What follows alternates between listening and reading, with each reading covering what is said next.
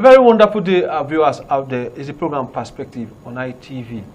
My name is Chuka Onguhai. Perspective will look on a variety of issues with profiling solutions. Last week we were here, and of course this week we are back here. This week we'll be looking at youth and politics.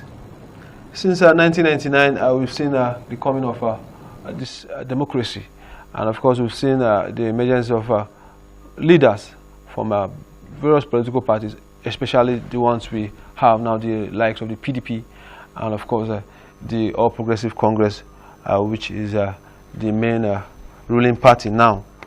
But this administration actually gave room for the signing in of the Not Too Young to Run bill, and of course since the signing of that bill, it is so many hopes were given to the young persons, and of course it is hoped that come 2023 I will be seeing a young person emerging, probably in one of these leadership political positions, or maybe the presidency. With me on set to discuss on youth and politics this evening, my far right, I'm having Dr. Daniel Nwaje. Is an educationist as well as a social commentator here in the FCT, and of course just by my side here I'm having Don Norman Obina. Is the chairman for ADC, is the political party in the Abia State, and is here with me also to discuss on this program. Welcome to the studio, gentlemen. Well, thank you very much. It's a pleasure to be here. I'll start with you, Mr. Don. Now let's look at the signing of Not Too Young to Run bill by this administration. What does that signify for you? Well, it's a welcome development because it's something that has never happened, in the history of Nigeria before. It simply means that our democracy is, fast growing. Now, but my problem is this. I was told, or I learned, that the senators tampered with that bill when they were about to pass it.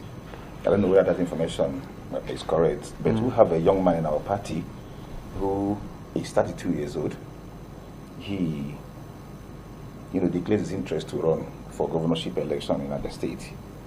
And unfortunately, he came back, stepped down and, referred to the bill, Not Too Young to Sign bill that was signed by the National Assembly, that they lifted the age bracket from 30, which was approved by the majority of Nigerians, to 35 years. So my problem is this: if our society or those in our aims of affairs in Nigeria do not recognize a 30-year-old man as capable of ruling the country, then I have a problem with that. But in general, if this is a welcome development, it will give room for new ideas. It will give room for innovation, because every society that wants to develop must put the youth first in whatever thing they do. Nigeria of olden days, we see people like Obafemi Awolowo, people like Tafawa Balewa, Nnamdi Azikiwe, Okpara, Adetobara. All these men, assume offices, various offices at a very tender age of even some 28.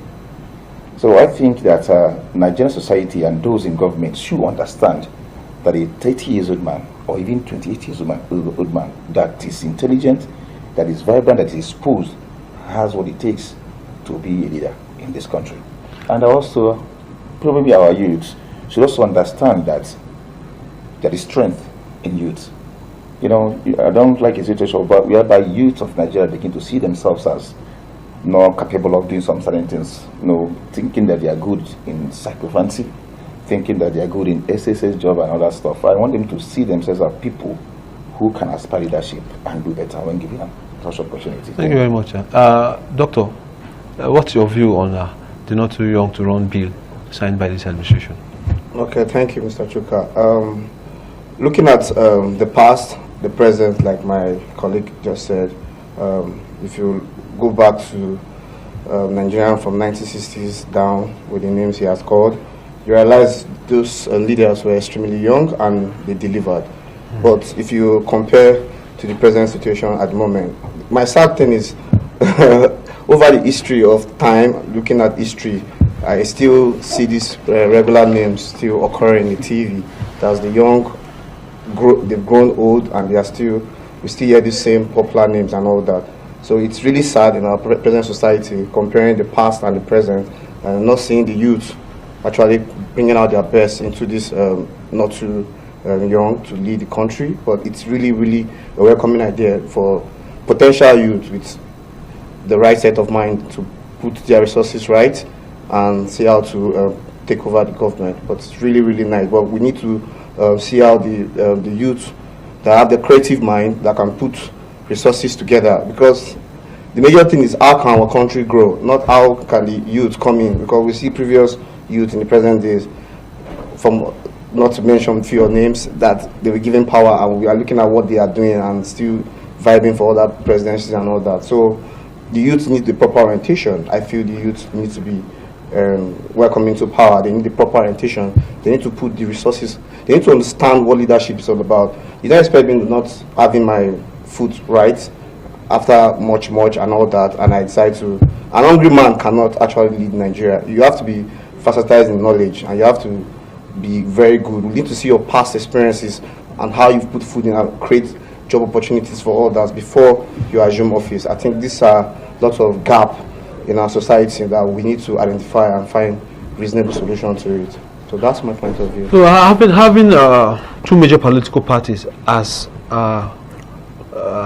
we have, and of course looking at the scenario now, what can you say? I'm coming to you, Don, now. What can you tell of youth's role or involvement in those parties, and of course, what can you tell of those parties and the youth activities and the issue of probably getting a youth from that political parties that it's well known, and of course I know of your own party is the new party actually, but I know it's African Democratic Congress. What is your take as it concerns youth activities in those political parties? In these both political parties? Those two political parties. The PDP and the APC. APC. Now, this issue of youth, the age bracket of who is a youth in Nigeria is somehow conflicting. For me, I think a youth should be from 18 years old, or 20 years old, or 18 years old, to 28 or 30. But not until recently, PDP, in the past had produced old men, about 60-something, as youth leaders. For very recently. Until recently. Now, APC has also done the same thing. But the truth of the matter is this. I don't see these two political parties giving the youth, the opportunity to come into the helms of affairs. I don't see that because the ideology of these two political parties, I think, are the same. The ideology of these two political parties are the same. So what we are saying is this: good for democracy and other political parties are coming. For example, the ADC, that I'm the chairman in Abia State, we give 35% to the youths and 35% to the women. So women has 35% opportunity in the ADC. The youth also has 35% opportunity in the ADC. Then the remaining 30% is for everybody. So it's a gradual process. I think we are still growing. Our democracy is still evolving. The youth should also show, this desire to be part of the system. Like I said before, before this time or prior to this time, we noticed that our youth have never really paid attention to political issues. That is why most of us prefer, going into entertainment. They think they can excel there. It tells you the number of people that turns out, during Big Brother and Nigeria to watch the program. We need to be political oriented. People need to aspire leadership.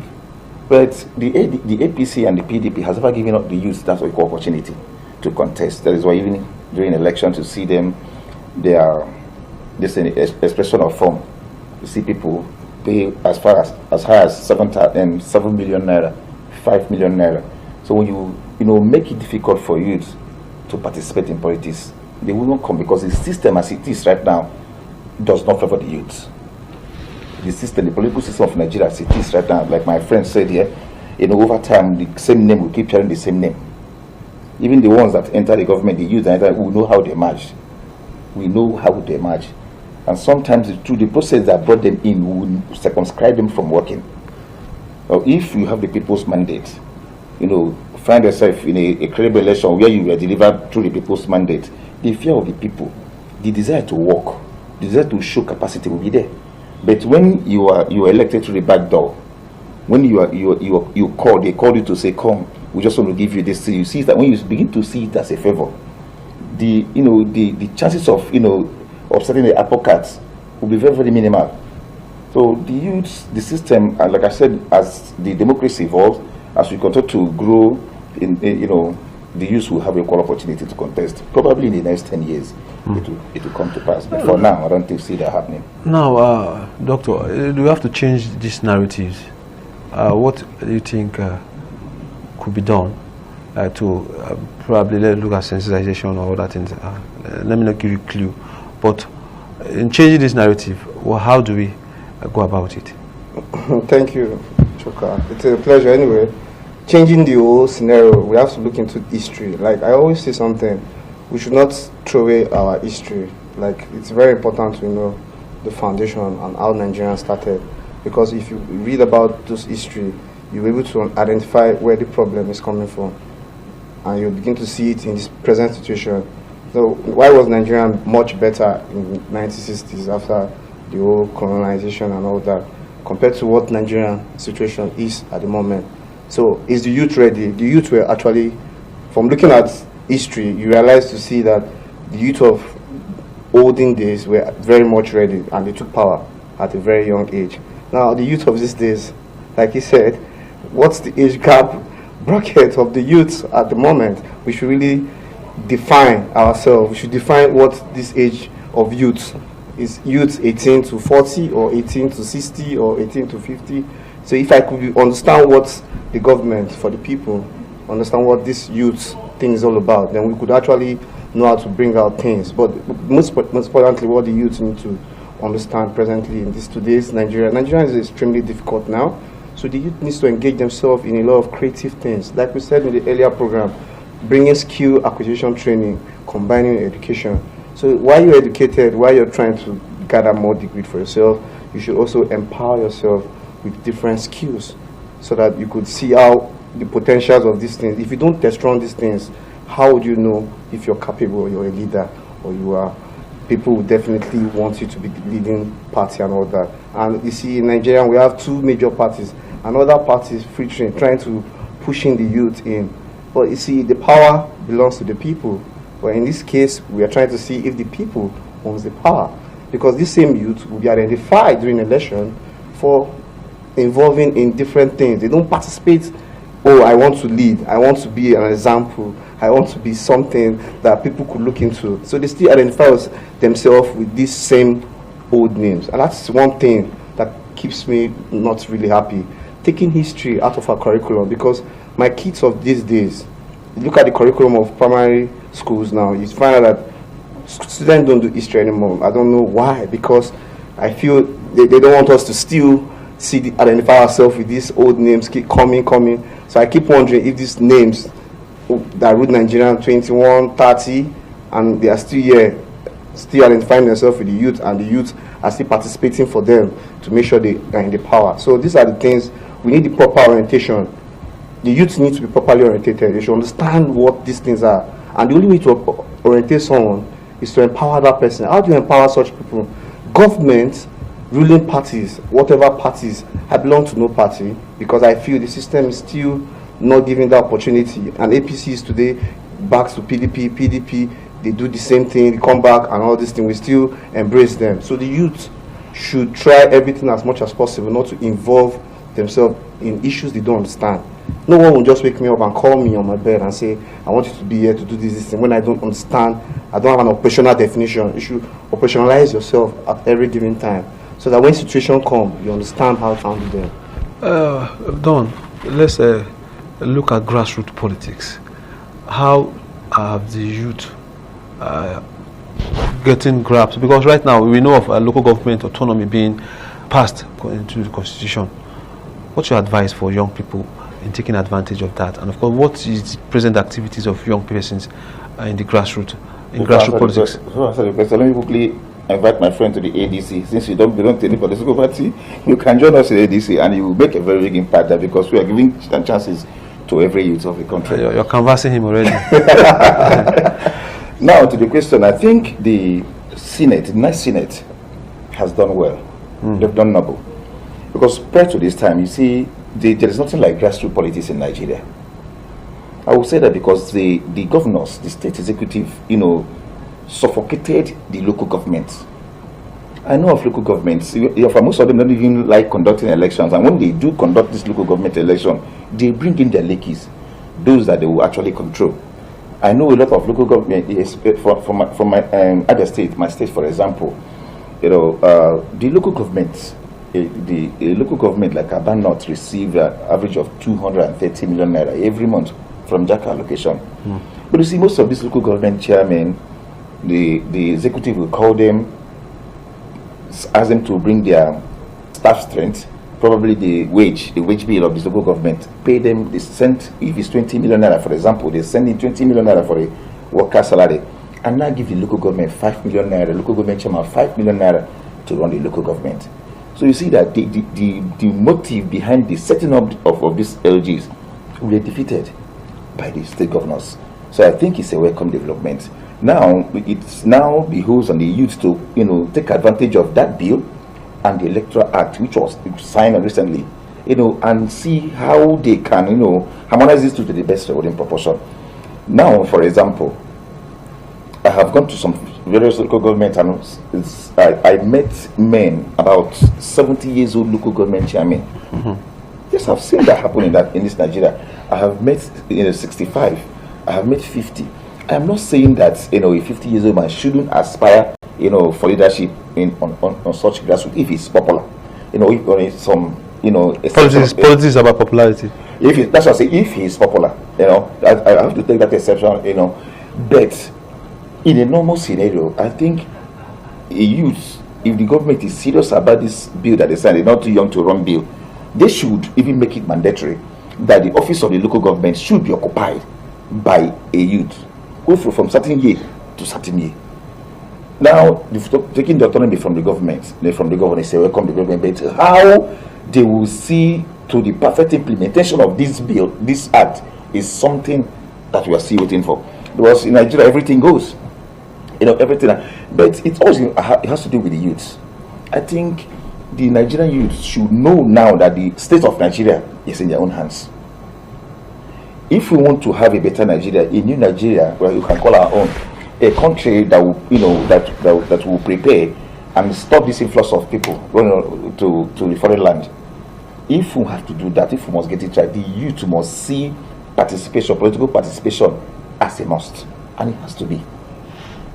Now let's look at. I'll go to you, Steve, before I go to Doctor. Let's look at positions, vying for these positions. Do you think we can get the youth coming out as a president come 2023? If not, what is your advice for young persons? What is the direction? What direction do we look at concerning the positions of office for young persons? The truth of the matter, Chuka, is that the Nigerian system, political system, as it stands now, does not favor the youth. Okay, look at the declaration, for example. We've seen former Lagos State Governor declared to run for the office of the president. It is his right, but there's no problem. We've seen other old men, Atiku, aspiring to run. We've seen other people, governors, leaving the office of the governor for 8 years and want to run.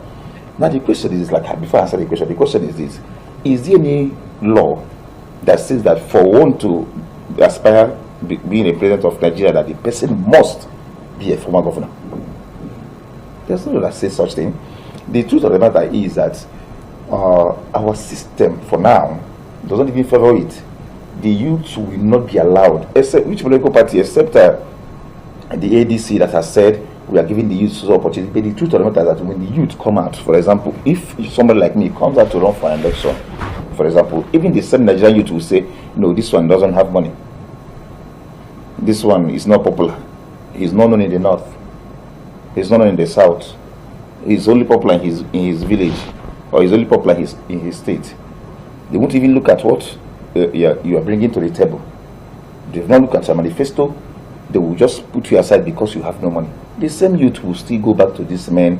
When they show them money, they will take the money. So the system, like I said, the system is not just suitable right now. Because if the system is suitable, even most of the corruptions you're seeing cannot even happen.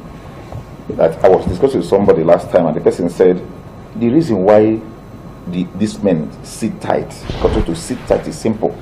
Once they lose power, they will lose respect of the people. And I begin to see reality in that thing, because they believe that the only way they can cage the youth is by sitting there. And the youth, for now, look so comfortable in their confinement. The youth of Nigeria look so comfortable in this confinement. I had believed that the NSAS taught us a lesson. But I wouldn't want to sit here and judge Nigerian youth. I want to see how it will play out during the time of expression of interest and, going to the primaries and the candidates emerging properly. It's going to be a war, a class war. Because it's a class war, between the youth and the political elites. Because there's no king that wants to leave his throne, willingly.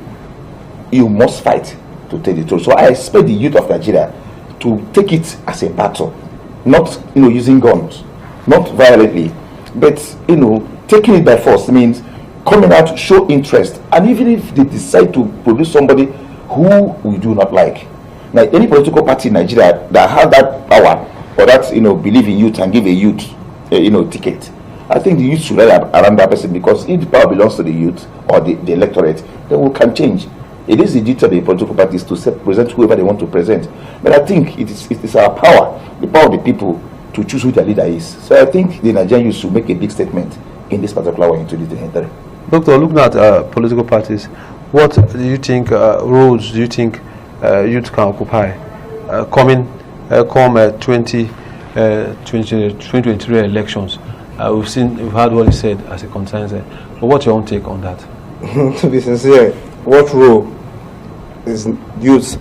Can the youth become president? Can youth become president? Or what other rules do you take a roll-up or a perspective plan or a framework for Nigerian youth to become a president at the moment? Because chipping from what you have said, and if you look into the entire framework, the political framework of Nigeria, the elites are still loving this power.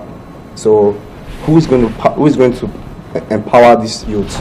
Do we have most youth in political parties? Because you have to be in a political party to be able to grab any. Do you see activities of youth in political parties giving them that opportunity of becoming youth are only playing parts in political parties to play the role of the ballot box or do other major runnings around it, but they are not major political stakeholders that are being elected to sit for that office.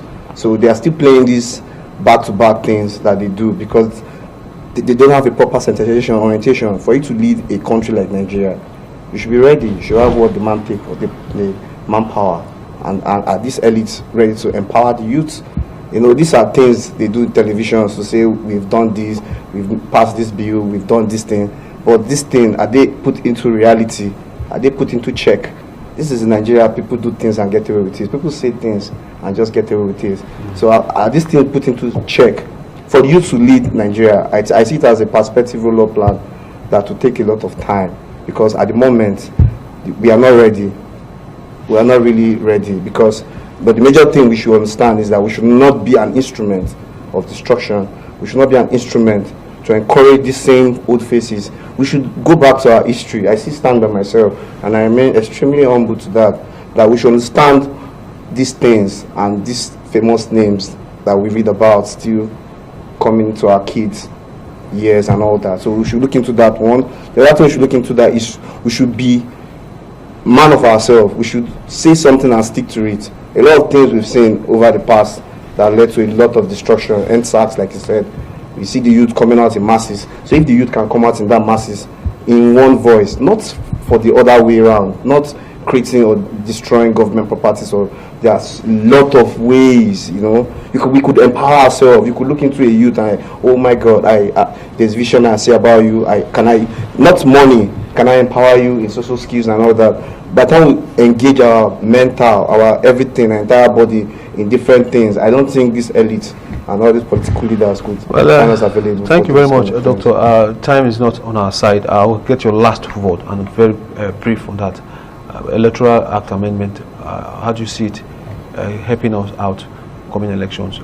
Issue of ballot box snatching is out of it, Sominet is out of it. What's your last take? Yeah, I think, like I said before, it's a welcome development. It's left for the electorate to seize the opportunity now. So I'm trying to say to Nigerians, wherever you are right now listening to me or seeing me, go and get your PVC. Because that is your strength, that is your power. If you are tired of bad leadership, if you are tired of bad governance, if you are tired of everything in Nigeria, and you want good leadership, you want a country, you know, that can drive a country where through which you can drive your aspiration and, you know, and motives, I think the PVC will do the magic. So I'm saying to Nigerians, please go and get your PVCs as long as you are 18 years old, please, and please go get your PVC. Thank you very much, comrade. Doctor, your last word. Okay. What's your take on the Electoral Act? How does it affect the next election coming up? Just get your PVC. I still stand by his word, because our vote count. We should forget the fact that we believe there is always a lot of mago in this electoral act and all that. We should stand, let our voice be heard, and the only way is to get your PVC and get ready for the next 2023 election. Yes, our viewers at home, of course, I've been with Dr. Uwaje Daniels, of course, he's an educationist, a social commentator. I'm also with Honorable Don Norma Obinna, of course, he's the chairman for ADC Abia State. Welcome to, thank you very much, gentlemen, for joining us in the studio. It's a pleasure.